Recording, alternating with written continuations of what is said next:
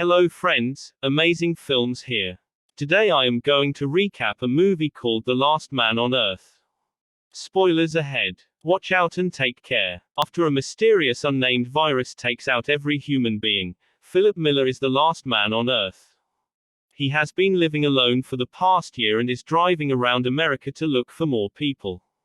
He goes to every single state, making announcements to empty cities and stealing artifacts and paintings from museums. After the failed mission to find humans, Philip decides to return to his hometown, Tucson. Still, as the last attempt to find someone, he writes, "Alive in Tucson," on every billboard he can find. In Tucson, he goes to his shabby apartment and packs up all the necessary stuff before making his way to a gated community in the more lavish part of the city. He chooses the biggest house and declares it his new home. He spends the next few days decorating the house with all the famous paintings, a map from the White House, a dinosaur skull, Academy Awards, and many more artifacts worth billions of dollars. Every day before going to sleep, Philip makes sure to apologize to God for masturbating so much and wishes that he sees the face of at least one woman before his death. Thankfully, there are still a plethora of cars that he can use to drive around. He goes to the grocery store in his underwear and breaks in using a gun. In only a year he has completely forgotten basic decency now that he has no one to impress. He also does everything that was just an impulsive thought before the virus, like destroying the pile of cans in the store and bringing hundreds of adult films home. To pass time, he plays racquetball with himself, uses lamps and aquariums as bowling pins, and crashes cars onto each other. The chaos makes him feel a hint of adrenaline and helps him cope with loneliness. After about a month, he starts to lose his sense of sanity. Moreover, being alone on his birthday reminds him of everything he failed to appreciate when life was normal. He misses his mother, his life, and humans in general. The scene cuts to a few months later. The grand mansion Philip lived in has turned into a dumping site. It is filled with plastic and cans that he never cleans up because there won't be a meaning to it anyway. He hasn't showered in days and has started living like an animal. The house lacks running water and the toilet is covered in plastic bottles. So instead, Philip makes a hole in the springboard and uses the pool as his toilet. He also fills a kid's pool with margaritas and bathes in it while simultaneously drinking from it. Then, one day, he goes to the bar and draws faces on balls, assigning them a name and personality. He talks to them like they're his real friends just to feel like he isn't lonely. At night, he brings a ball named Gary to a clothing store and hits on a mannequin that he has a crush on. When her arm breaks, Philip loses his mind. He decides that he doesn't want to live anymore and goes to the nearby hill to commit the unthinkable. He wishes farewell to all his ball friends, promising to remember them for eternity. Then, he gets inside his car and drives towards the hill at full speed. Suddenly, he sees smoke rising far away and stops the car seconds before it crashes. Philip can almost not believe his eyes.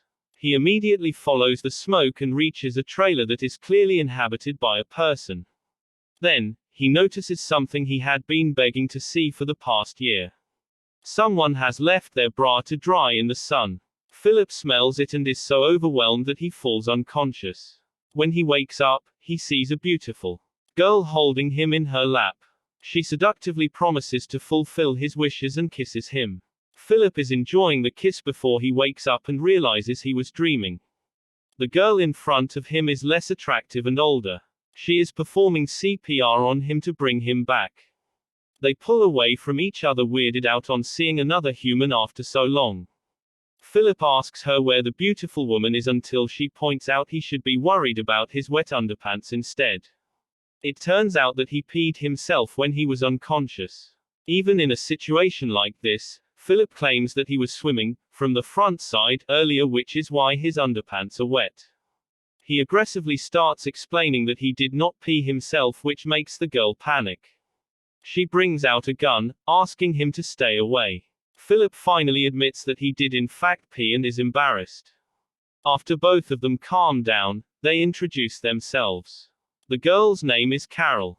She used to be an analyst before the virus and has been wandering around America after everyone died. She saw the "Alive in Tucson" sign and came here to see if she really is the last person alive. Although Philip had been dying to meet a woman, he isn't very excited to see Carol. She repeatedly corrects his grammar, doesn't understand his jokes, and keeps talking about irrelevant things. After talking for a while, they decide to drive to the grocery store. On the way, Carol complains about him crossing the stop sign.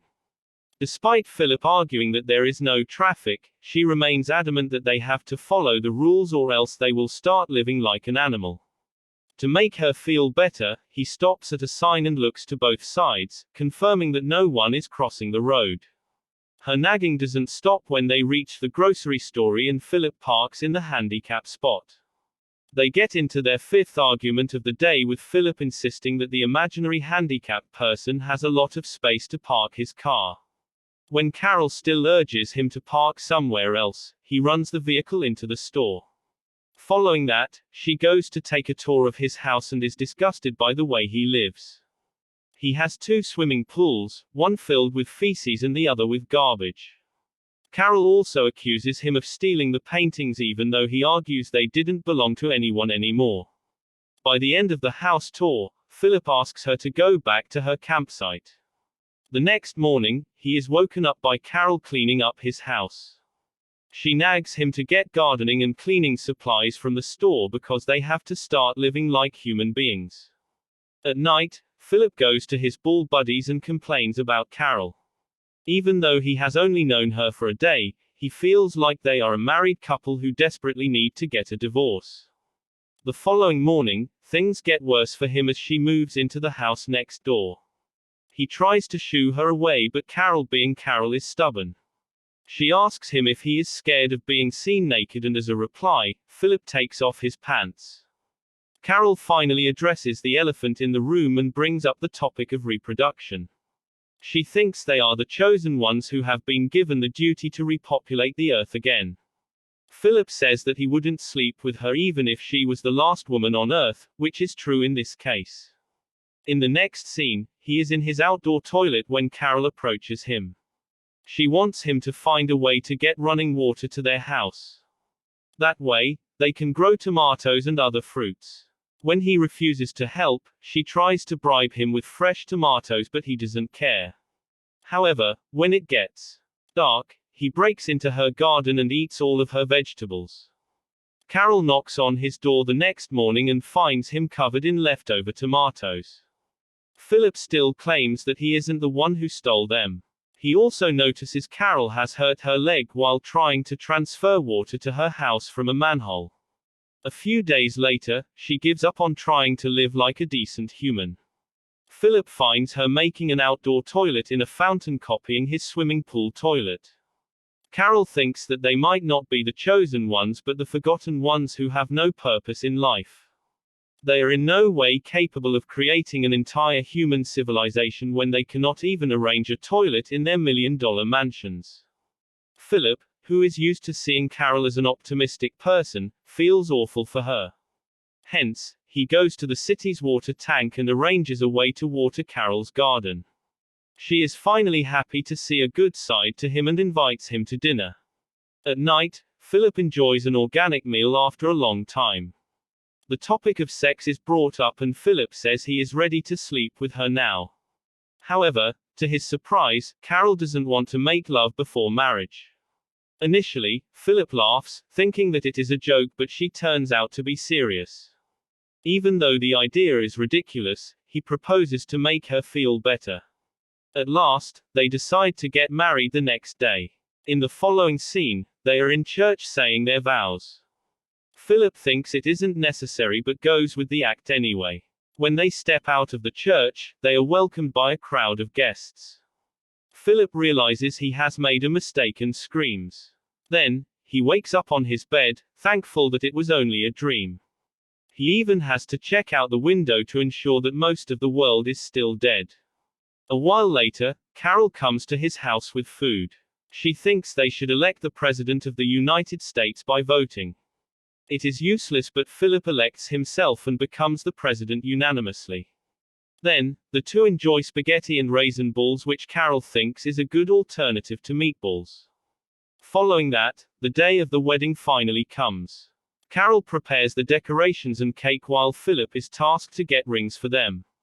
However, instead of getting the rings, he throws a bachelorette party for his ball buddies, setting fire to random things in a parking lot. He even goes to say goodbye to the mannequin, telling her that she will always remain the love of his life. At the end of the day, he goes to the church where Carol has prepared a recording that will officiate their wedding.